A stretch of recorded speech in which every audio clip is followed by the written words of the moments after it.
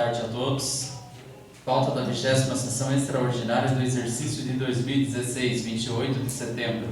Em nome do Senhor Jesus, declaro abertos os trabalhos da 20ª sessão extraordinária do corrente exercício. Passamos à ordem do dia. Leitura do projeto de lei 47/16, de autoria de diversos vereadores. A senhora secretária vereadora Dilceia para a leitura.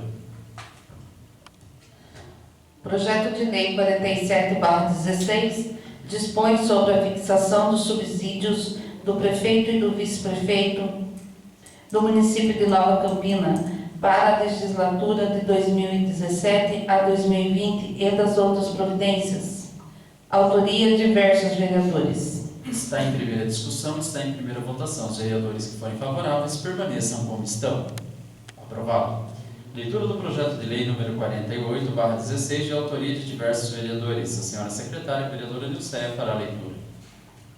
Projeto de lei 48/16 dispõe sobre a fixação dos subsídios dos vereadores e do presidente da Câmara Municipal de Nova Campina para a legislatura de 2017 a 2020 e das outras providências. Autoria de diversos vereadores.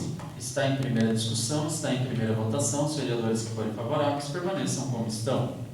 Aprovado. Não havendo mais nada a tratar, convoco os senhores vereadores para a 21ª sessão extraordinária a realizar-se logo após o encerramento desta. Em nome do Senhor Jesus, declaro encerrados os trabalhos. Boa tarde.